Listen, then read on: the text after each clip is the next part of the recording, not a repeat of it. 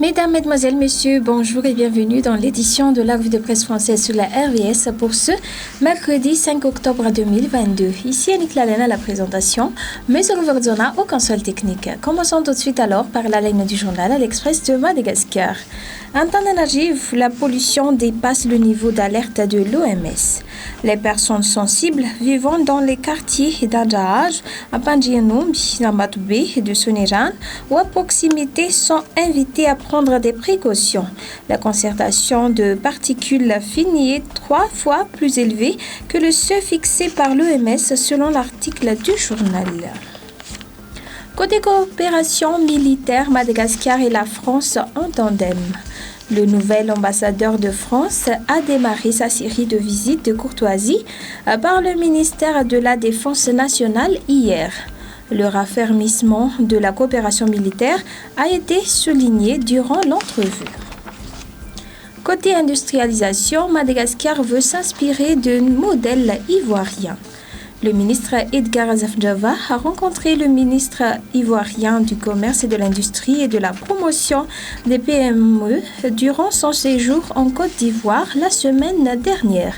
La relance du partenariat économique entre les deux pays et le partage d'expériences sur le développement industriel ont été avancés à cette occasion. Côté environnement, un charbon écologique à produire. Du charbon produit à partir de déchets végétaux, de résidus biodégradables et de la biomasse, ce sera bientôt la nouvelle énergie à utiliser pour les cuissons. Un projet développé par l'association Anouvzansu. En actualité économique, culture d'exportation, le Black Ice veut consolider ses acquis. Face à la concurrence et aux exigences des pays acheteurs, notamment l'Union européenne, la filière Black Ice de Madagascar doit rester compétitive. Côté fait divers, escroquerie, il prétexte un deuil pour arnaquer. 4 escrocs et leurs receleurs, arrêtés par la police de Suavnadjinitas, ont été jetés en prison hier. Ils ont fait plusieurs victimes, selon l'article du journal. Poursuivant par le journal Midi Madagascar, affaire carburant frelaté, les cerveaux dans l'impunité. D'après les informations, un individu soupçonné d'être impliqué dans cette affaire aurait été arrêté à Full-Pointe le week-end dernier.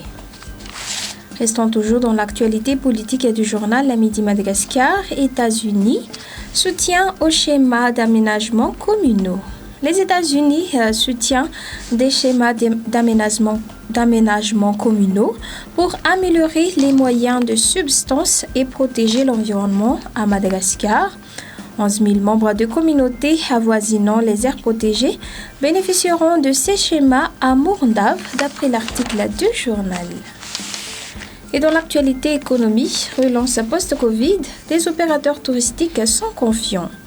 La haute saison touristique s'annonce bien à Madagascar, d'autant plus que de nombreuses mesures ont été prises par l'État en collaborant avec le secteur privé afin de faciliter l'arrivée des voyageurs internationaux en terre malgache. Et côté maison digitale, réouverture au niveau des bureaux des 6 arrondissements de Tana.